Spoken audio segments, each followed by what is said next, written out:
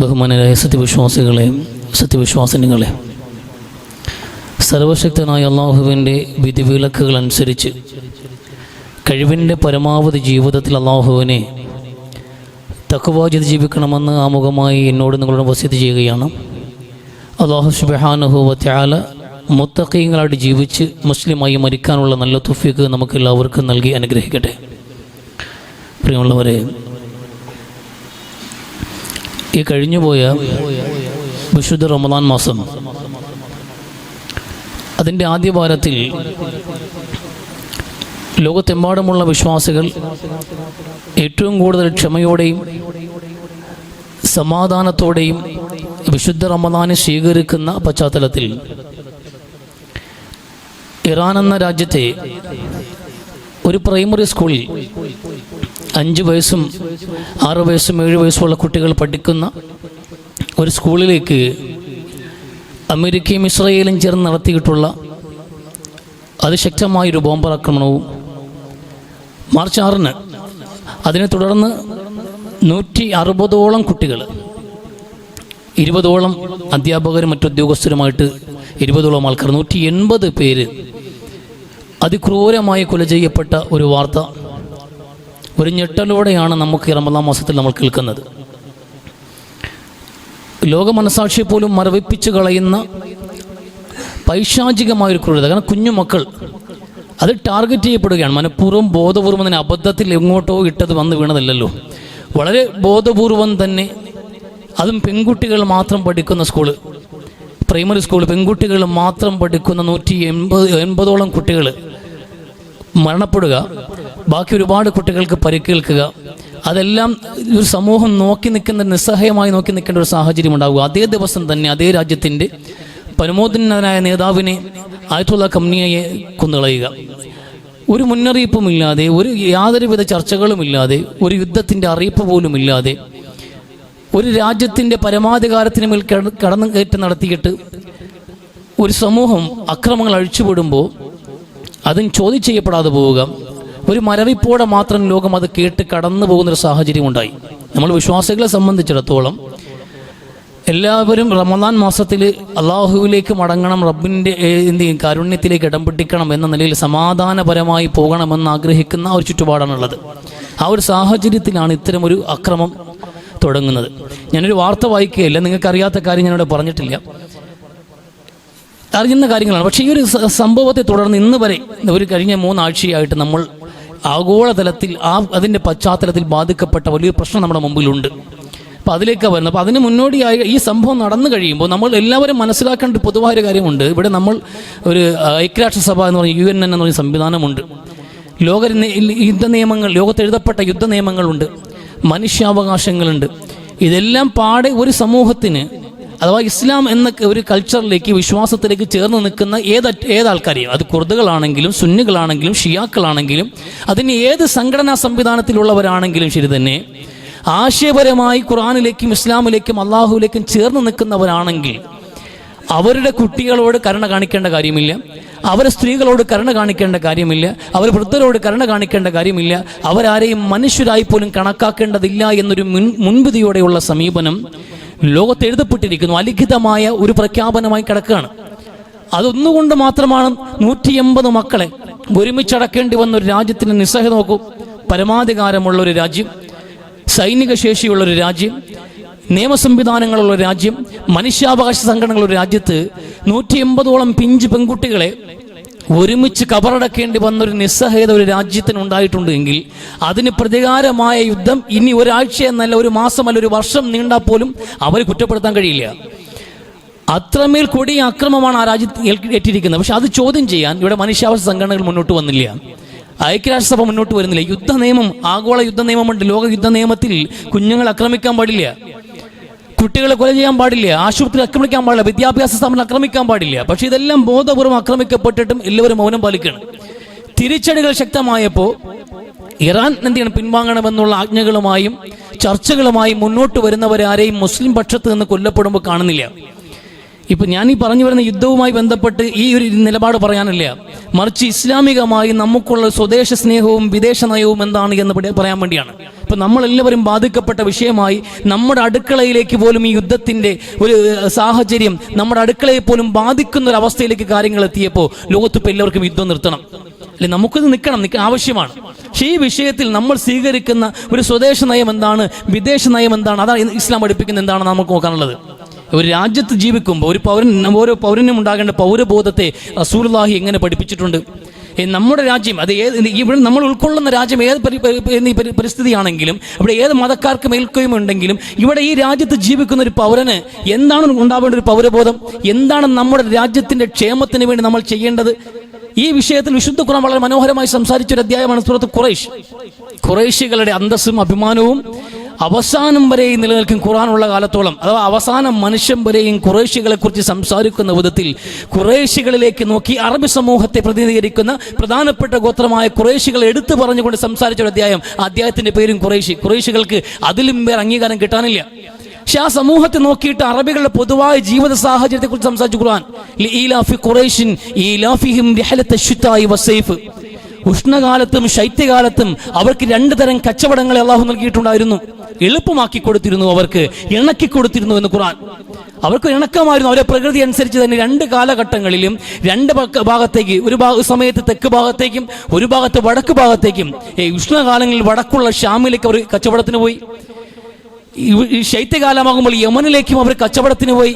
ആ കച്ചവടത്തിലൂടെയാണ് അറബി ദേശം പിടിച്ചു നിന്നത്. എന്നിട്ട് അള്ളാഹു അവസാനം ഇതിന്റെ അവസാന ഭാഗം നോക്കണം. നിങ്ങൾ ഈ കഅബയുടെ നാഥനെ നിങ്ങൾ ആരാധിക്കണം.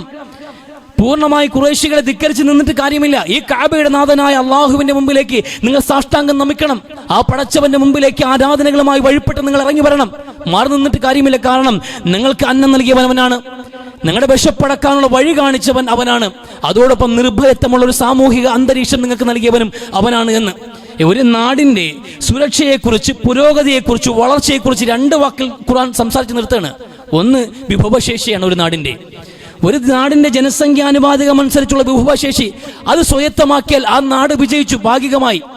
അതാ വേണ്ടത്. ഒരു നാട്ടിൽ എത്ര പേരുണ്ട്, അവർക്ക് കഴിക്കാൻ ആവശ്യമായ ഭക്ഷണം, അടിസ്ഥാനപരമായ നിലനിൽപ്പിന് അനിവാര്യമായതെല്ലാം ആ നാട് ഉൽപ്പാദിപ്പിക്കുന്ന സാഹചര്യം ഉണ്ടായാൽ അവർ വിജയിച്ചു, ആ നാട് പുരോഗതി പ്രാപിച്ചു. ഇതാ ഖുർആൻ സംസാരിക്കുന്നത്. ഒന്ന് വിഭവശേഷിയാണ്. രണ്ടാമത് നിർഭയത്വമുള്ള ഒരു സാമൂഹിക അന്തരീക്ഷം. ആരെയും ഭയക്കാതെ അരക്ഷിതാവസ്ഥ തുടച്ചു നീക്കിയിട്ട് സുരക്ഷിതമായി നിർഭയത്വമുള്ള ശാന്തമായ സമാധാനമുള്ള ഒരു സാമൂഹിക അന്തരീക്ഷവും ഉണ്ടെങ്കിൽ ആ നാട് ഡെവലപ്പായിട്ടുണ്ട്, ആ നാട് സുഭിക്ഷമായിരിക്കുന്നു, അത് പുരോഗതി പ്രാപിച്ചിരിക്കുന്നു എന്ന് പുണ്യനബി സ്വല്ലല്ലാഹു അലൈഹി വസല്ലം ഇതിനോട് ചേർത്ത് വായിക്കാവുന്ന ഹദീസുണ്ട്. മൻ അസ്ബഹ മിൻകും ആമിനൻ ഫീ സിർബിഹി വമുആഫൻ ഫീ ജസദിഹി വലഹു ഖൂതു യൗമിഹി എന്ന് അല്ലാഹുവിന്റെ റസൂൽ പറയുന്നു. ഒരു വീടിനെ കുറിച്ച് സംസാരിക്കുകയാണ്. ഒരു വീട്ടിനകത്തൊരു മനുഷ്യനുണ്ടായ ജീവിത സാഹചര്യം. മൻ അസ്ബഹ മിൻകും ആമിനൻ ഫീ സിർബിഹി, അവന്റെ കുടുംബത്തിനകത്ത് അവന് സമാധാനമുണ്ട്, നിർഭയത്വമുള്ള കുടുംബാന്തരീക്ഷം. വലഹു ഖൂതു യൗമിഹി, അന്ന് കഴിക്കാൻ ആവശ്യമായ ഭക്ഷണം, ആരോഗ്യമുള്ള ഒരു ശരീരവും ഒരു മനുഷ്യന്റെ കയ്യിലുണ്ടെങ്കിൽ എന്ന് പുണ്യ നബി സ്വല്ലല്ലാഹു അലൈഹി വസല്ലം അവൻ ലോകം മുഴുവൻ കീഴടക്കിയവനെ പോലെയാണ്. ഇരുചക്രവാളങ്ങൾക്കിടയിലുള്ള എല്ലാ പ്രദേശവും അധീനതയിൽപ്പെടുത്തിയ ഒരു ചക്രവർത്തിയെ പോലെ, ഒരു സുൽത്താനെ പോലെയാണ് ആ മനുഷ്യനെന്ന് പുണ്യ നബി സ്വല്ലല്ലാഹു അലൈഹി വസല്ലം 3 കാര്യങ്ങളാണ് പറഞ്ഞത്. വീടാണെങ്കിലും നാടാണെങ്കിലും അതിലൊന്ന് ആരോഗ്യമാണ്, അത് വ്യക്തിപരമാണ്. 2 കാര്യങ്ങൾ പൊതുവിൽ പറഞ്ഞു വെച്ചു. ഒന്ന് സുരക്ഷിതത്വമാണ്, നിർഭയത്വമുള്ള ഒരു സാമൂഹിക അന്തരീക്ഷം. ഒരു വീടിന്റെ സമാധാനവും ഒരു നാടിന്റെ സമാധാനവും അത് ആ രാജ്യത്തിന്റെ ഏറ്റവും വലിയ പുരോഗതിയാണ്, വിജയമാണ് എന്ന വിശുദ്ധ പ്രവാചകൻ സ്വല്ലല്ലാഹു അലൈഹി വസല്ലം. അതോടൊപ്പം തന്നെ ആ നാട്ടിലെ ജനസംഖ്യാനുപാതികം അനുസരിച്ചുള്ള വിഭവശേഷി. 100 പേരുണ്ടെങ്കിൽ 100 പേർക്കും കഴിക്കാൻ ആവശ്യമായ ഭക്ഷണം ഈ നാട് ഉൽപ്പാദിപ്പിക്കുന്ന സാഹചര്യം ഉണ്ടായാൽ, സ്വയം പര്യാപ്തത കൈവരിക്കാൻ കഴിഞ്ഞാൽ, ഭക്ഷണത്തിന്റെ വിഷയത്തിൽ, അടിസ്ഥാന ആവശ്യങ്ങളുടെ വിഷയത്തിൽ, വെള്ളം, വായു, ഭക്ഷണം, ഈ മേഖലയിൽ ഒരു നാടിന് സ്വയം പര്യാപ്തത കൈവരിക്കാൻ കഴിഞ്ഞാൽ അതാണ് ക്ഷേമം, അതാണ് പുരോഗതി എന്നാണ് വിശുദ്ധ പ്രവാചകൻ സ്വല്ലല്ലാഹു അലൈഹി വസല്ലം പറഞ്ഞു വെക്കുന്നത്. വെറുതെ പറഞ്ഞു പോയതല്ലല്ലോ. മദീനയിൽ പുണ്യ നബി സ്വല്ലല്ലാഹു അലൈഹി വസല്ലം തങ്ങൾ ജീവിക്കുമ്പോൾ അവിടെ കൃഷിക്കാരാണ് ഏറ്റവും കൂടുതലുള്ളത്. മദീനക്കാർ, അവർക്ക് കൃഷിയോടാണ് ഏറ്റവും കൂടുതൽ ഇഷ്ടവും. അതുകൊണ്ട് റസൂലുള്ളാഹി സ്വല്ലല്ലാഹു അലൈഹി വസല്ലം തങ്ങൾ നാളെ സ്വർഗത്തിന്റെ വിശേഷണം പറഞ്ഞൊരിക്കൽ സ്വർഗത്തെക്കുറിച്ച് പറയുമ്പോൾ റസൂലുള്ളാഹി പറയുന്നത്, സ്വർഗത്തിൽ അള്ളാഹുവിന്റെ അടുക്കൽ ഒരു മനുഷ്യൻ വന്നിട്ട് റിക്വസ്റ്റ് വെക്കും, അള്ളാഹുവേ എനിക്കൊന്ന് കൃഷി ചെയ്യണമെന്ന്. എനിക്കൊന്ന് കൃഷി ചെയ്യണമെന്ന് ഒരു സ്വർഗ്ഗനിവാസി റബ്ബിനോട് പറയും. അള്ളാഹു പറയും, നിനക്ക് എന്തിന്റെ ആവശ്യമാണ്? ആവശ്യമുള്ളതെല്ലാം ഇവിടെ ഉണ്ട്, നിനക്കിവിടെ എല്ലാം ഉണ്ട്, നീ ആഗ്രഹിക്കുന്നതെന്ന്. വലക്കും ഫിഹാ മാ തഷ്തഹി അൻഫുസുക്കും വലക്കും ഫിഹാ മാ തദഊൻ. ഞാൻ പറഞ്ഞതെല്ലാം ഇവിടെ ഉണ്ടല്ലോ, നീ ആഗ്രഹിക്കുന്നതും കിട്ടും ഇവിടെ. പിന്നെ എന്തിനാണ് ഈ ഒരു പണി? ഇതിന്റെ ആവശ്യമുണ്ടോന്ന്? ഇല്ല റബ്ബേ, അതും എൻ്റെ ഒരു ആഗ്രഹമാണ് എന്ന്. എനിക്ക് ഇവിടെ എല്ലാം ഉണ്ട്, അതെനിക്കറിയാം, അതൊക്കെ ഞാൻ അനുഭവിക്കുന്നുണ്ട്. പക്ഷെ എന്നാൽ എനിക്കത് ചെയ്യാനൊരു ആഗ്രഹം, ഒരു കൃഷി ചെയ്യണമെന്നൊരു ആഗ്രഹം. ആ വിശ്വാസി പറയും, ആ വിശ്വാസിയുടെ ആഗ്രഹത്തെ അള്ളാഹു അവസാനം പൂർത്തീകരിച്ചു കൊടുക്കും. എന്നാൽ അതിനെ അല്പം കൃഷി ചെയ്തോളാൻ പറയും. അവന് കൃഷി വിത്ത് വിതയ്ക്കാൻ വേണ്ടി കയ്യിൽ കൊടുക്കും. അവൻ വിതയ്ക്കുന്ന ഓർമ്മയുണ്ടാവുള്ളൂ. അവൻ അങ്ങനെ വിതയ്ക്കുന്ന അതേ നിമിഷം തന്നെ അത് മുള പൊട്ടി വളർന്ന് പന്തലിച്ച് അത് പൂവിട്ട് കായിട്ട് പഴമായി അവന്റെ മുമ്പിൽ നിൽക്കും നിമിഷ നേരങ്ങൾ കൊണ്ട്. അപ്പൊ അള്ളാഹു പറയാം, തിന്ന്, നീയല്ലേ പറഞ്ഞത്, തിന്നോ, നീ എന്നെ തിന്നോളാൻ പറയും അള്ളാഹു. നീ കൃഷി ചെയ്യാനുള്ള ആഗ്രഹം പറഞ്ഞു, ഇത് വല്ലാത്ത, നീ കണ്ട ദുനിയാവല്ല, ഇത് വേറെ ലോകമാണ് എന്ന് അള്ളാഹു മറുപടി പറയും. ഇത് കേട്ടിട്ട് സഹാബാക്കൾ പോലും ചിരിച്ചു പോയിട്ട് ചില സഹാബാക്കൾ പറഞ്ഞു, നബി ഞങ്ങൾ ഒരു അഭിപ്രായം പറയട്ടെ എന്ന്. എന്താ പറയാനുള്ളതെന്ന്? ഇതെന്തായാലും മദീനക്കാരനായ ഒരു അൻസാരി ആവാനേ സാധ്യതയുള്ളൂ. മദീനക്കാർക്ക് കൃഷിയോടുള്ള ഭ്രമമുള്ളതുപോലെ ആർക്കും ഇത്രമേൽ വ്യാമോഹം ഉണ്ടാവില്ല എന്ന് പുണ്യ നബിയോട് ഒരു സഹാബി ഒരു തമാശ പറയുന്നുണ്ട്. അത് കേട്ട് റസൂലും ചിരിക്കുന്നുണ്ട്. ഈ മദീനക്കാർക്ക് അത്രയും പ്രിയപ്പെട്ട ഒരു മേഖലയാണ് കൃഷി എന്നുള്ളത്. ആ കാർഷിക മേഖലയുടെ വിളവെടുപ്പ് നടക്കുമ്പോൾ ആദ്യത്തെ പഴം റസൂലിന് മുമ്പിലേക്ക് കൊണ്ടുവരും പുണ്യ നബി സല്ലല്ലാഹു അലൈഹി വസല്ലം. ആ പഴം കയ്യിൽ വെച്ചിട്ട് അല്ലാഹുമ്മ ബാരിക് ലനാ ഫീ സമരിന, അല്ലാഹുമ്മ ബാരിക് ലനാ ഫീ മുദ്ദിന, അല്ലാഹുമ്മ ബാരിക് ലനാ ഫീ മദീനത്തിന, അല്ലാഹുമ്മ ബാരിക് ലനാ ഫീ സമരിന, അല്ലാഹുമ്മ ഇന്ന ഇബ്രാഹിമ ഇന്നഹു ദഅക ലിമക്ക വഅന അദൂക ലിൽ മദീന. ആദ്യത്തെ പഴം നബിയുടെ കൈ കൊണ്ടുവരുമ്പോൾ ആ പഴം എടുത്തു വെച്ച് റസൂൽ പറയും, അല്ലാഹുവേ നമ്മുടെ പഴങ്ങൾ നീ ബർക്കത്ത് ചെയ്യണേ അല്ലാഹുവേ, നമ്മുടെ കൃഷിയിൽ നീ ബർക്കത്ത് ചെയ്യണേ അല്ലാഹുവേ, നമ്മുടെ ശാഖകളിലും മുദ്ദുകളിലും നീ ബർക്കത്ത് ചെയ്യണേ അല്ലാഹുവേ. നമ്മുടെ ഈ നാട്ടിൽ പൊതുവിൽ ഈ നാട്ടിൽ ജീവിക്കുന്ന എല്ലാവർക്കും കിട്ടണമല്ലോ, പൊതുവായ നിലയിൽ ഈ നാട്ടിൽ മുഴുവൻ നീ ഐശ്വര്യം ചെയ്യണേ അല്ലാഹുവേ എന്ന് പ്രാർത്ഥിച്ച റസൂൽ പറയും, അല്ലാഹുവേ നിന്റെ പ്രവാചകൻ ഇബ്രാഹിം നബി അലൈഹിസ്സലാം മക്കയ്ക്ക് വേണ്ടി പ്രാർത്ഥിച്ചു. ഇബ്രാഹിം നബി അലൈഹിസ്സലാം മക്കയ്ക്ക് വേണ്ടി പ്രാർത്ഥിച്ചു. അവിടെയും നമുക്ക് വിശുദ്ധ ഖുർആൻ പറയുന്നൊരു ഭാഗമുണ്ട്. ലോകത്ത് നടന്നുപോയ ജീവിച്ചിരുന്ന രണ്ട് മഹാന്മാരായ മനുഷ്യന്മാർ അവർ ജീവിക്കുന്ന നാടിന് വേണ്ടി നടത്തിയ പ്രാർത്ഥന, അവർ നടത്തിയ പ്രവർത്തനങ്ങൾ നോക്കൂ. റബ്ബി ജഅൽ ഹാദൽ ബലദ ആമിനൻ വർസുഖ് അഹ്ലഹു മിനസ് സമറാത്ത്. ഇബ്രാഹിം നബി അലൈഹിസ്സലാമിന്റെ പ്രാർത്ഥനയാണ്. രണ്ട് കാര്യങ്ങളെ ചോദിച്ചുള്ളൂ മക്കയ്ക്ക് വേണ്ടി. ആരും കടന്നു വരാത്ത മാമലകളുടെ ആ നാട്ടിലേക്ക് കടന്നു വന്ന് തന്റെ ഭാര്യയെയും കുഞ്ഞിനെയും ആക്കിപ്പോയിട്ട് അവസാനം മനോഹരമായ സൗദം, മക്കയിൽ കഅബ എന്ന മനോഹരമായ സൗദവും പൂർത്തീകരിച്ച റസൂൽ അള്ളാഹുവിനോട് ഈ റസൂൽ ഇബ്രാഹിം നബി അലൈഹിസ്സലാം നടത്തിയ പ്രാർത്ഥന, അല്ലാഹുവേ റബ്ബി ജഅൽ ഹാദൽ ബലദ ആമിന, ഇത് നിർഭയത്വമുള്ളൊരു നാടാക്കണം, ഇവിടെ ജീവിക്കുന്ന മനുഷ്യർക്ക് സമാധാനം ഉണ്ടാകണം. റബ്ബി ജഅൽ ബലദ ആമിനൻ വർസുഖ് അഹ്ലഹു മിനസ് സമറാത്ത്, അവർക്ക് നീ മാന്യമായ ഭക്ഷണവും നൽകണേ അല്ലാഹുവേ എന്ന്. ഇവിടെ ജീവിക്കുന്നവർക്ക് പഴവർഗ്ഗങ്ങളിലൂടെ കൃഷി വിഭവങ്ങളിലൂടെ മാന്യമായ നിലയിലുള്ള സമ്പാദ്യങ്ങൾ നീ നൽകണേ എന്ന് അള്ളാഹുവിനോട് പ്രാർത്ഥിക്കുന്നു ഇബ്രാഹിം നബി അലൈഹിസ്സലാം. മക്കയ്ക്ക് വേണ്ടി നടത്തിയ പ്രാർത്ഥനയാണ്. ആരും കടന്നു വരാത്ത മക്കയിൽ പിന്നെ അള്ളാഹു സംസമിലൂടെ ഒരു നാഗരികത തന്നെ കൊണ്ടുവന്നു. സംസമിന്റെ സംസ്കാരം, അവിടെ ജനങ്ങൾ തിങ്ങിപ്പറക്കാൻ തുടങ്ങി, ഈന്തപ്പഴങ്ങളെ കൊണ്ട് കൃഷിയടക്കം നടത്താൻ തുടങ്ങി. അങ്ങനെ മുന്തിരിയും ഈന്തപ്പനയും അവിടെയും അതിന്റെ ഭാഗമായി മാറി, അതിന്റെ ഭാഗമായി മാറുന്നുണ്ട്. നോക്ക്, ആ നാടിന് അള്ളാഹു അനുഗ്രഹിച്ച ആ രൂപത്തിലാണ്. ആ പ്രാർത്ഥന ഇബ്രാഹിം നബി മക്കയ്ക്ക് വേണ്ടി നടത്തിയെങ്കിൽ അള്ളാഹുവേ ഞാനിതാ ആ പ്രാർത്ഥന മദീനയ്ക്ക് വേണ്ടി നടത്തുന്നു, അതിന്റെ ഇരട്ടി നീ മദീനയ്ക്ക് നൽകണേ എന്ന് പുണ്യ നബി സല്ലല്ലാഹു അലൈഹി വസല്ലം. നോക്കൂ, ആ നാടിന്റെ രണ്ട് പ്രവാചകന്മാരും അവരവരുടെ നാടിന്റെ പുരോഗതിക്ക് വേണ്ടി പ്രവർത്തിച്ചു, പ്രാർത്ഥിച്ചു. രണ്ട് കാര്യങ്ങളാണ് ചോദിച്ചത്. ഒന്ന്, നിർഭയത്വമുള്ള ഒരു സാമൂഹ്യ അന്തരീക്ഷം. പിന്നെയോ എല്ലാവർക്കും കഴിക്കാൻ ആവശ്യമായ വിഭവശേഷി, അത് നാടിന് നട്ടലെന്നുള്ളത്. ആവശ്യമായത് ഉൽപ്പാദിപ്പിക്കാൻ കഴിയണമെന്ന് റസൂൽ സല്ലല്ലാഹു അലൈഹി വസല്ലമ തങ്ങൾക്കറിയാമായിരുന്നു, ഇബ്രാഹിം നബിക്ക് അറിയാമായിരുന്നു, പ്രാർത്ഥിക്കുകയും ചെയ്തിട്ടുണ്ടായിരുന്നു. രണ്ട് കാര്യങ്ങൾ. ഒന്ന്, സമാധാനം ഉണ്ടാവണം. ബദറിന് ശേഷം നിങ്ങൾ നോക്കൂ, ഒരു റമദാൻ മാസത്തിൽ ബദർ കഴിഞ്ഞ് റസൂൽ മടങ്ങി വന്നിട്ട് അടിയന്തരമായി കുറെ ഏർപ്പാടുകൾ നടപ്പിലാക്കുന്നുണ്ട്. അത് ഏറ്റവും പ്രധാനപ്പെട്ടത് സന്ധികളായിരുന്നു, കരാറുകൾ. ഇവിടെ സമാധാനം ഉണ്ടാകണം, മദീനയിൽ സമാധാനം ഉണ്ടാകണം. അതുകൊണ്ട് ബനൂ കൈനുക ഗോത്രക്കാർ, ബനൂ ഖുറൈള ഗോത്രക്കാർ തുടങ്ങിയുള്ള ജൂത ഗോത്രക്കാരുമായിട്ട് വരെ ചർച്ചകൾ നടത്തിയിട്ട് അവരുമായി ധാരണയിലെത്തുന്നു റസൂൽ സല്ലല്ലാഹു അലൈഹി വസല്ലം. ഒരു ധാരണ വേണം, അങ്ങോട്ടും ഇങ്ങോട്ടും ആരും ഭയക്കാതെ ജീവിക്കണം. ആദർശത്തിന് വേണ്ടി നിങ്ങൾ നമ്മളെ ഭയപ്പെടേണ്ട, ഞങ്ങൾ നിങ്ങളെയും ഭയപ്പെടില്ല. നിങ്ങൾ നമ്മൾ ആക്രമിക്കാൻ പാടില്ല, ഞങ്ങൾ നിങ്ങളെയും ആക്രമിക്കാൻ പാടില്ല. സുരക്ഷിതമായി നിങ്ങൾക്ക് ജീവിക്കാം. നിങ്ങളുടെ കച്ചവടങ്ങൾ നടക്കട്ടെ, നിങ്ങളുടെ കൃഷികൾ നടക്കട്ടെ, നിങ്ങളുടെ പാർപ്പിടങ്ങൾ ഇവിടെ തന്നെ ഇരിക്കട്ടെ, നിങ്ങൾ കുടുംബത്തോടെ സന്തോഷത്തോടെ ഇവിടെ തന്നെ ജീവിക്കണം. ആരും ഇവിടെ നടുവിട്ട് പോകണ്ട. ബനൂ ഖുറൈളയോട് പറയുന്നു, പക്ഷെ നമ്മളെ നേരിടാൻ, മദീനയെ നേരിടാൻ പൊതുവിൽ പുറത്തു നിന്ന് ശത്രു വന്നാൽ അത് നമ്മളെല്ലാവരുടെയും ശത്രുവാണെന്ന നിലയിൽ നമ്മൾ ഒത്തി നിൽക്കുകയും വേണം, ഒരുമിച്ച് നിൽക്കാനും തയ്യാറാകണമെന്നൊരു കരാർ ഉറപ്പിക്കുന്നു. ആർക്ക് വേണ്ടിയാ? രണ്ടു കൂട്ടർക്ക് വേണ്ടിയാ. കാരണം സമാധാനം ഉണ്ടാകണം. നിർഭയത്വമില്ലാത്ത ഒരു അന്തരീക്ഷത്തിൽ, അരക്ഷിതമായ അന്തരീക്ഷത്തിൽ സമാധാനത്തോടെ ഉറങ്ങാൻ കഴിയുമോ മനുഷ്യന്? സമാധാനത്തോടെ കച്ചവടം ചെയ്യാൻ കഴിയുമോ? സമാധാനത്തോടെ വീട്ടിൽ സ്ത്രീകളെ ആക്കിയിട്ട് പുറത്തു പോകാൻ കഴിയുമോ? ആ ഒരു സാഹചര്യം ഉണ്ടാകണമെന്ന് റസൂൽ താല്പര്യപ്പെട്ടു. ആ നാട്ടിലത് വേണമെന്ന്, ഇരു കക്ഷികൾക്കും വേണമെന്ന്. പക്ഷെ അത് അട്ടിമറിക്കപ്പെട്ടു. ബനൂ കൈനുഖാ ഗോത്രക്കാര് ഒരു മുസ്ലിം സ്ത്രീ അവരെ കച്ചവട സ്ഥാപനത്തിൽ സാധനം മേടിക്കാൻ വേണ്ടി ചെന്നപ്പോൾ അവർ നടത്തിയ ഒരു ലൈംഗികമായ അതിക്രമം, ഒരു സ്ത്രീയുടെ വസ്ത്രം വലിച്ചു കീറുകയും അതിനെ തുടർന്നുണ്ടായ സംഘടനത്തെ തുടർന്ന് ആ നാട്ടിൽ നിന്ന് അവരെ പുറത്താക്കി. സ്ത്രീ സുരക്ഷയ്ക്ക് മുൻതൂക്കം കൊടുത്തു. അതുകൊണ്ട് സാമൂഹികമായ ഒരു സുരക്ഷ സമൂഹത്തിന് ഉറപ്പുവരുത്തുക, രണ്ടാമത് ആ നാട്ടിന്റെ വിഭവശേഷി ഉയർത്തുക എന്നുള്ളത്, ഈ രണ്ട് കാര്യങ്ങളിലും പങ്കാളികളാകുക എന്നുള്ളത് നമ്മൾ ഏത് രാജ്യത്ത് ജീവിച്ചാലും നമ്മുടെ ബാധ്യതയാണ്.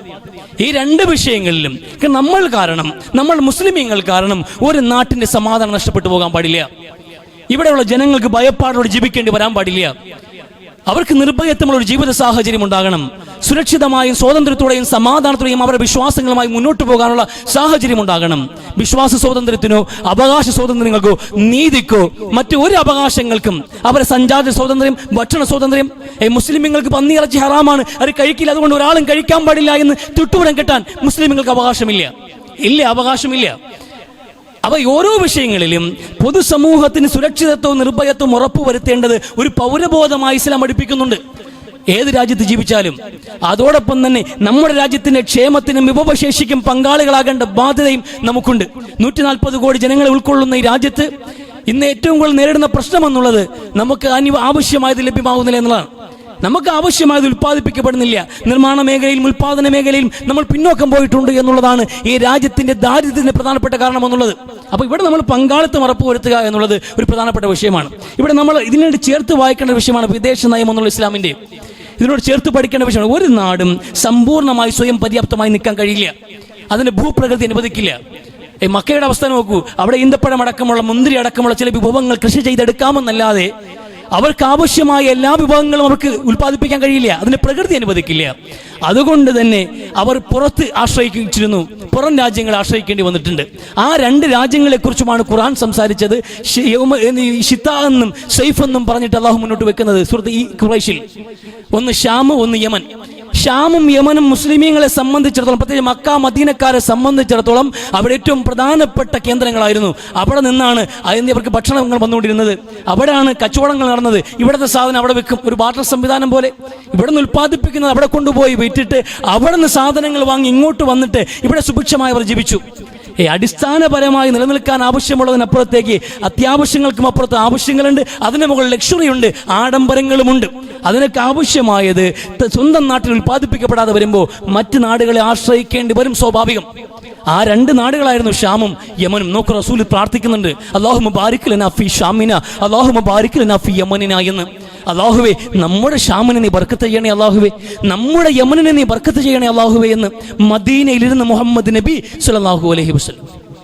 നമ്മുടെ നാടാണോ യമൻ? നമ്മുടെ നാടാണോ ഷാം? അല്ല, നമ്മുടെ നാടായിരുന്നില്ല എന്ന് റസൂൽ അത് പ്രാർത്ഥിക്കുമ്പോൾ ഷാമിലും യമനിലും മുസ്ലിമീങ്ങൾക്ക് ആധിപത്യമേ ഇല്ല.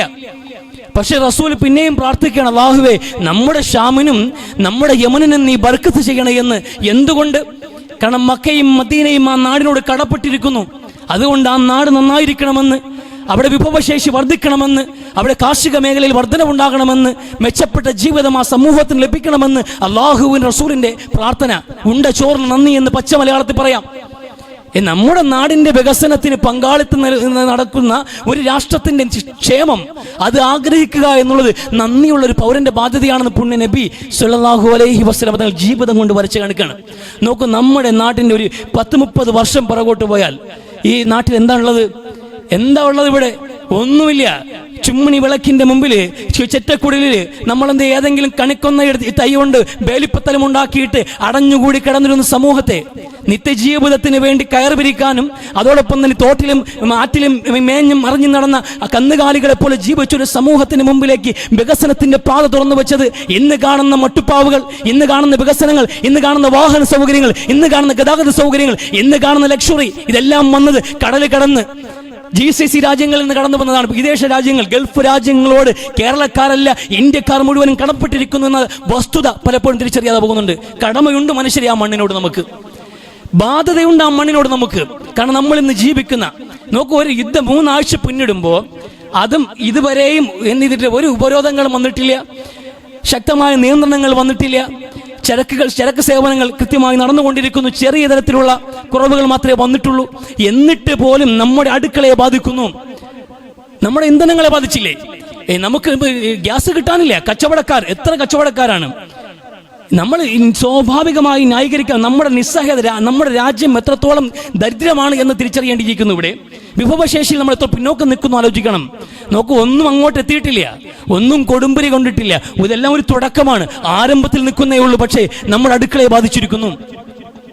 ഗ്യാസ് കിട്ടാനില്ല. ഗ്യാസ് കിട്ടാത്തത് കൊണ്ട് ഗാർഹിക ഉപഭോക്താക്കൾക്ക് വരെ സാധനം കൃത്യമായി കിട്ടുന്നില്ല, കച്ചവടക്കാർക്ക് തീരെ കിട്ടുന്നില്ല. ആ സാഹചര്യം ഉണ്ടായപ്പോ ഇവിടെ ഏറ്റവും വലിയ കച്ചവട മേഖലയാണ് ഹോട്ടല്.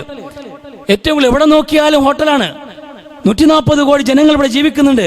ആ വലിയ കസ്റ്റമറുണ്ട്. ഒരു ഉപഭോക്താക്കൾ നോക്കിയിട്ട് ജീവിക്കാൻ മാർഗമില്ലാതെ 33% ചെറുപ്പക്കാർ ജോലിയില്ലാതെ തെണ്ടിത്തിരിയുന്ന ഈ നാട്ടിൽ ജീവിക്കാൻ വേണ്ടി പലരും ഏറ്റവും കൂടുതൽ ആശ്രയിക്കുന്നത് ഹോട്ടൽ മേഖലയാണ്. അവിടെ ജോലി എടുക്കാൻ വേണ്ടി, അവിടെ ചായ അടിക്കാൻ വേണ്ടി, അവിടെ ദോശ ചുടാൻ വേണ്ടി, പൊറോട്ട അടിക്കാൻ വേണ്ടി അങ്ങനെ ജോലി എടുക്കുന്ന ആയിരക്കണക്കിന് 10,000-കണക്കിന് ആൾക്കാർ കേരളത്തിൽ മാത്രമുണ്ട്.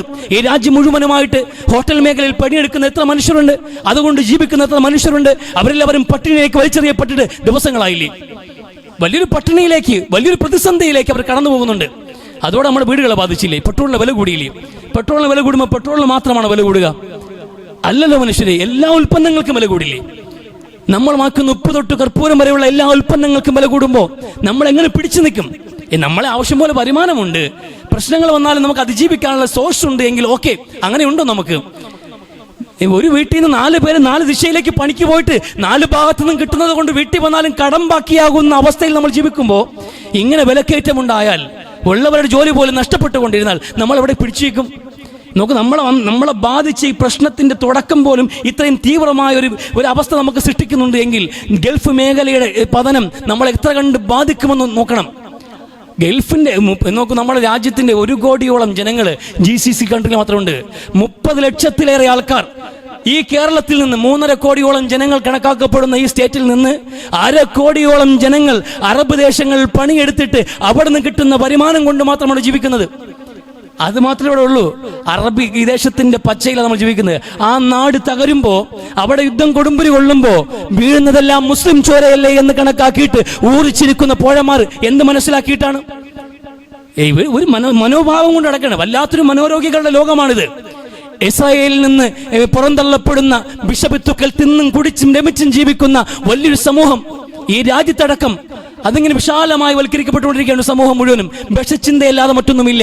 കുരുന്നു മക്കളെ ക്രൂരമായി വേദനിപ്പിക്കുമ്പോൾ അതിൽ പോലും ആസ്വാദനം കണ്ടെത്തുന്ന സാഡിസ്റ്റുകളായ ജൂതന്മാർ ആ പാരമ്പര്യത്തിലേക്ക് നോക്കൂ. നിങ്ങൾ മുസ്ലിം വീടുകൾ കയ്യേറിയിട്ട് ഹുർമുസ് കടലിടുക്കിൽ ചെറിയൊരു നിയന്ത്രണം കൊണ്ടുവന്നപ്പോൾ തന്നെ എത്രയേറെ പ്രതിസന്ധികൾ ലോകം അനുഭവിക്കേണ്ടി വന്നിട്ടുണ്ട് എങ്കിൽ എത്ര നാളായി, ഒരു വർഷത്തിലേറെയായിട്ട് റഫ അതിർത്തി അടച്ചെടുത്തിട്ട് ഗസയുടെ മുനമ്പുകൾ കഴിയുന്ന വിശ്വാസികൾ, ചില ലക്ഷങ്ങൾ വരുന്ന വിശ്വാസികൾ ആലോചിച്ച് നോക്കൂ.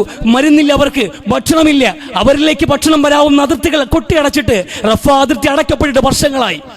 ചില വർഷങ്ങൾ ഒരു വർഷത്തിലേറെ സമയം കടന്നുപോയിരിക്കുന്നു. എന്നിട്ട് അവർക്ക് ഭക്ഷണം കടന്നു വരുന്നില്ല, അവർക്ക് മരുന്നുകൾ കടന്നു വരുന്നില്ല. ഒരു സമൂഹം ഒറ്റപ്പെടുത്തപ്പെട്ട് വേട്ടയാടപ്പെട്ട് ക്രൂരമായി പീഡിപ്പിക്കപ്പെടുമ്പോൾ അത് കണ്ടില്ല എന്ന് നടിച്ച അറബ് രാജാക്കന്മാരും അറബ് രാജ്യത്ത് ജീവിക്കുന്നവരും നമ്മൾ അടക്കമുള്ളവർ ഈ നമ്മുടെ അടുക്കളയിലേക്ക് പ്രതിസന്ധി ഉണ്ടായപ്പോൾ നമ്മൾ ആലോചിക്കേണ്ടവരെ കുറിച്ച് നമ്മൾ ആലോചിക്കാൻ വേണ്ടി കൂടിയല്ലേ ഇത് ഓർമ്മപ്പെടുത്തലാണിത്. ആ സമൂഹം കടന്നുപോയ അവസ്ഥ ആലോചിക്കുകയാണ്. ചെറിയ ഒരു പ്രതിസന്ധി ഉണ്ടായപ്പോൾ നമ്മളെ എങ്ങനെ ബാധിക്കുന്നുണ്ട് എങ്കിൽ ഒരു സമൂഹം എത്ര കാലമായി അതിക്രൂരമായി അവർ വേട്ടയാടപ്പെടുന്നു.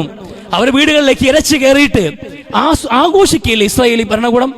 ആ പട്ടാളക്കാർ മുസ്ലിം വീടുകളിലേക്ക് കടന്നുകൂടിയിട്ട് മുസ്ലിം സ്ത്രീകളുടെ അടിവസ്ത്രങ്ങൾ എടുത്ത് അണിഞ്ഞിട്ട് അത് വീഡിയോയിൽ പകർത്തി ആഘോഷിക്കുന്ന അത്ര വലിയ മ്ലേച്ഛമായ മനോവികാരം. മുസ്ലിം കുഞ്ഞു മക്കളെ കിട്ടിയാൽ കഴുത്തറുത്ത് കൊന്നിട്ട് ചോര കുഞ്ഞിനെ പോലും ക്രൂരമായി കൊന്നിട്ട് നോ മർസി എന്ന്, കാരുണ്യം പാടില്ല ശത്രുവിനോട് എന്ന്, അവൻ നമ്മുടെ ശത്രുവാണെന്ന് മാത്രം കണക്കാക്കണമെന്ന് ചിന്തിക്കുന്ന വിഷലിപ്തമായ ചിന്താധാര ഈ സമൂഹത്തിന് മണ്ടയിൽ അടിച്ചേൽപ്പിക്കുന്നില്ലേ? ഈ രാജ്യത്തും അത് ആഘോഷിക്കപ്പെടുന്നില്ലേ?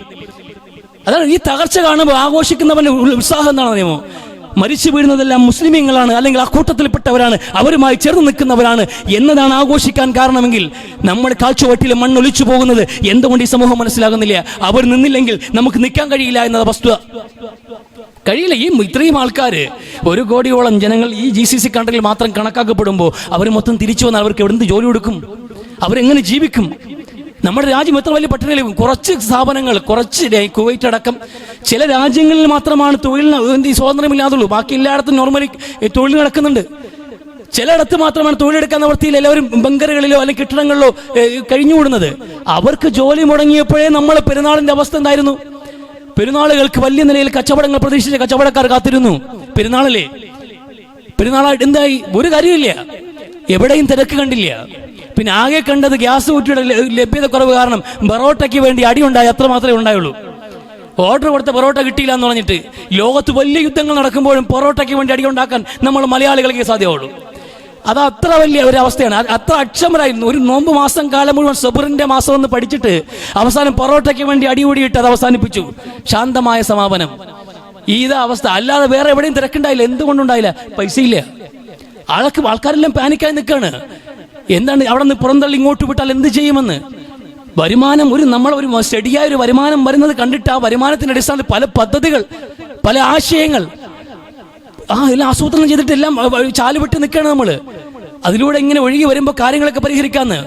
പെട്ടെന്ന് കിട്ടുന്ന വരുമാനം നിന്നുപോയാൽ, നിലച്ചുപോയാൽ പെട്ടുപോകില്ലേ മനുഷ്യർ? ആരാലും പെട്ടുപോകില്ലേ? വലിയ പരീക്ഷണത്തിലേക്ക് നമ്മൾ വലിച്ചെറിയപ്പെട്ടുകൊണ്ടിരിക്കുകയാണ്. ഈ സാഹചര്യത്തിൽ മുറിച്ചിരിക്കേണ്ടവരല്ല നമ്മൾ. ആൾക്കാർ ആഘോഷിക്കാണ്, അവന് കുറച്ച് പണി കിട്ടിയെങ്കിൽ നന്നായെന്ന്, അല്ലെങ്കിൽ അവിടെ കുറച്ചുപേർക്ക് കിട്ടാനുണ്ടെന്ന്. അതല്ല മനുഷ്യരെ, അതല്ല ഇസ്ലാം പഠിപ്പിച്ചത്. അല്ലാഹുവേ ഷാമിനും യമനിനും നീ ബർക്കത്ത് ചെയ്യണേ എന്ന് പ്രാർത്ഥിച്ച പ്രവാചകന്റെ ആ വാക്കിൽ വലിയൊരു പാഠമുണ്ട് നമുക്ക്. കാരണം നമ്മുടെ നാടിന്റെ ക്ഷേമത്തിന്റെ പങ്കാളികളാണ് ഗൾഫ്. ആ പങ്കാളിയായ ഗൾഫ് രാജ്യത്ത് നിലനിൽക്കണം, അവർക്ക് ക്ഷേമമുണ്ടാകണം, ആ നാട് നന്നായിരിക്കണമെന്ന് ആഗ്രഹിക്കണം. നമുക്ക് ബാധ്യതയുണ്ട്, അതിനുവേണ്ടി പ്രാർത്ഥിക്കണം. അല്ല, നമുക്ക് ആ പറഞ്ഞു വരുമ്പോൾ ചില ആൾക്കാർ പറയാം ഇതൊക്കെ അവർക്ക് കിട്ടേണ്ടതാണ്, അവരൊക്കെ ഈ ഗാസ കണ്ടിട്ട് മിണ്ടിയില്ലല്ലോ, പലസ്തീൻ ജനങ്ങളെ കണ്ടിട്ട് മിണ്ടിയില്ലല്ലോ എന്ന്.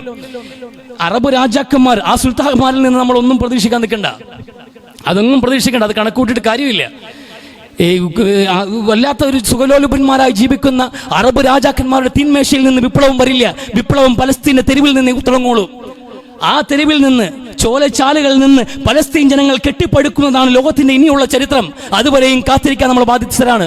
അല്ലാതെ അറബ് രാജാക്കന്മാരുടെ തീന്മേശയിൽ വിപ്ലവം ഉണ്ടാവില്ല. മന്തിയുടെ വിപ്ലവമല്ലാതെ മറ്റൊന്നും ആ മേശയിൽ നടക്കില്ല. അവരൊക്കെ ജീവിതം സുഖലോലുപതയ്ക്ക് വേണ്ടി ജീവിതം സാമ്രാജ്യ ശക്തികൾക്ക് പണയപ്പെടുത്തിയവരാണ്. വിരൽ ഉയർത്തിയിട്ട് ഒരു വാക്ക് ചോദിക്കാൻ പോലും കഴിയാത്ത വിധം അവരെ പർച്ചേസ് ചെയ്യപ്പെട്ടിരിക്കുന്നു. അവർക്ക് വേണ്ടിയിട്ട് വിഹിതം എബ്സ്റ്റീൻ ഫയലുകൾ പൂർണ്ണമായി പുറത്തു വന്നാൽ അറബ് രാജാക്കന്മാർ തലയിൽ മുണ്ടിട്ട് നടക്കേണ്ടി വരും. അന്നും ഇന്നും ജൂതന്മാർ ഏറ്റവും വലിയ നിലയിൽ സമൂഹത്തെ കീഴടക്കുന്ന പ്രധാനപ്പെട്ട മേഖല മാംസമാണ്. പെണ്ണിന്റെ മാംസം വെച്ചിട്ട് മക്കാരായ സമൂഹത്തെ, മക്കയിലെ കച്ചവടക്കാരെ, കച്ചവട ലോബികളെ മദീനയിൽ വിശ്രമിക്കാൻ വേണ്ടി ക്ഷണിക്കുന്നതിന്റെ കാര്യം എന്തായിരുന്നു? ഒരു കാലത്ത് പ്രവാചകൻ വരുന്നതിന് മുമ്പ് പെണ്ണിനെ സപ്ലൈ ചെയ്ത് അവർ ആധിപത്യം ഉറപ്പിക്കുക. പിന്നെ ഇല്ലെങ്കിൽ പലിശയ്ക്ക് പണം കൊടുത്തിട്ട് ഔസ് ഹസ്രജ് ഗോത്രങ്ങളെ തമ്മിലിടിപ്പിക്കാൻ വേണ്ടി ആയുധം സപ്ലൈ ചെയ്തതും അവർക്ക് പണം കൊടുത്തതും അവരെ കടക്കാരാക്കിയിട്ട് മദീനയിൽ ആധിപത്യം ഉറപ്പിച്ചതിന്റെയും കാര്യവും അവരുടെ ഒരു മെത്തേഡാണ്. അന്നും ഇന്നും ജൂത ലോബികൾക്ക് അവരുടേതായ ഒരു തന്ത്രമുണ്ട്. ഇന്ന് ആയുധം കൂടി അവർക്ക് കയറ്റി വെച്ചിട്ടുണ്ട്. ആയുധത്തിന്റെ സപ്ലൈയും അവരുടെ ഭാഗമാണ്. അപ്പൊ ആയുധം സപ്ലൈ ചെയ്തുകൊണ്ടും അതോടൊപ്പം തന്നെ പെണ്ണിനെ ആവശ്യമായി ലോക നേതാക്കന്മാരെല്ലാം പർച്ചേസ് ചെയ്ത് ചെയ്യുക. ജൂതന്മാർ കൈകാര്യം ചെയ്യുന്ന കോർപ്പറേറ്റ് ലോബികളാണ് ഇന്ന് ഓരോ രാജ്യങ്ങളുടെയും ഇലക്ഷൻ പോലും നിർണ്ണയിക്കുക.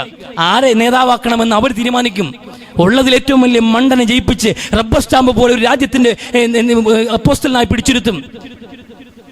എത്ര ബോധമുണ്ട് അമേരിക്കയുടെ ഒരു പ്രസിഡന്റ് എന്ന് പറഞ്ഞിരിക്കുന്നവന്? ഒരു ബോധവും ഇല്ലാത്ത, അവൻ മാനസിക രോഗമാണെന്ന് തോന്നുന്ന വിധത്തിലുള്ള ജൽപ്പനങ്ങൾ മാത്രം വിളിച്ചു പറയുന്ന ബുദ്ധിശൂന്യനായ ഒരാളെ പിടിച്ച് ആ കസേര ഇരുത്തിയിട്ട് ലോകത്തെ നിയന്ത്രിക്കുന്നത് ഇവിടുത്തെ ജൂതലോബികളല്ലേ? അവർ നേതൃത്വം കൊടുക്കുന്ന കോർപ്പറേറ്റ് മാഫിയകളല്ലേ? അതാണ് ഈ വിപത്തിന്റെ കാരണം. മനുഷ്യരെ കൊന്നൊടുക്കിയിട്ട് ആയുധങ്ങൾ കച്ചവടം ചെയ്ത് അതിന്റെ മറവിൽ എന്ത് ചെയ്യുക? പണം ഉണ്ടാക്കാൻ ആഗ്രഹിക്കുന്നവർ. പ്രതിച്ഛായകൾ നഷ്ടപ്പെട്ടു പോകുന്ന സമൂഹത്തിന്റെ പ്രതിച്ഛായകൾ വീണ്ടെടുക്കാൻ വേണ്ടി 10,000 മനുഷ്യർ കുരുതി കൊടുക്കുന്ന ആൾക്കാർ, അധികാരം നിലനിർത്താൻ വേണ്ടി രാഷ്ട്രീയ നേട്ടങ്ങൾക്ക് വേണ്ടിയും ജനങ്ങളെ ബലി നൽകുന്ന രാഷ്ട്രീയ കച്ചവടക്കാർ, ഇവരെല്ലാം ഉണ്ടാക്കുന്ന ആരെന്നറിയുമോ? ഈ ലോബികളാണ്. ഈ ലോബികളുടെ നിയന്ത്രണത്തിലെ കാര്യങ്ങളുള്ളത്. നമ്മൾ വിചാരിക്കും പോലെ എങ്ങും ഇവിടെ കാര്യങ്ങൾ നടക്കുന്നത് ആഗോളതലത്തിൽ. പക്ഷേ ഈ വിഷയം നോക്കാം, നമ്മൾ ഇസ്ലാമിന്റെ സ്വദേശ നയത്തിലും വിദേശ നയത്തിലും വ്യക്തമായ ഒരു ക്ലാരിറ്റി ഉണ്ട്. സ്വന്തം രാജ്യത്തിന്റെ വിഭവശേഷിയിൽ പങ്കാളികളാവുകയും സ്വന്തം രാജ്യത്തിന്റെ അന്ന് സുരക്ഷിതത്വവും സമാധാനത്തിനും നമ്മളുടെ പങ്കാളിത്തം ഉണ്ടാകണം, സംഭാവനകൾ ഉണ്ടാകണം. അത് നമ്മൾ ഭീഷണിയായി നിൽക്കാൻ പാടില്ല എന്ന് സ്വദേശ നയം പഠിപ്പിക്കുമ്പോൾ വിദേശ നയം എന്നുള്ളത് നമ്മൾ ഡിപ്പെൻഡ് ചെയ്യുന്ന, നമ്മൾ ആശ്രയിക്കുന്ന നാടുകളിലെ പുരോഗതിയും ക്ഷേമവും നമ്മുടെ പ്രാർത്ഥനയിൽ പോലും ഭാഗമാകേണ്ടിയിരിക്കുന്നു എന്ന് പുണ്യ നബി സല്ലല്ലാഹു അലൈഹി വസല്ലമ. ആ നാട് നന്നായിരിക്കണമെന്ന് നമ്മൾ ആഗ്രഹിച്ചാൽ മാത്രം പോലെ പ്രാർത്ഥിക്കുകയും പ്രവർത്തിക്കുകയും വേണമെന്നാണ് റസൂൽ അധ്യാപനം. ചിന്തിച്ച് പ്രവർത്തിക്കാൻ തൗഫീഖ് നൽകി അനുഗ്രഹിക്കട്ടെ.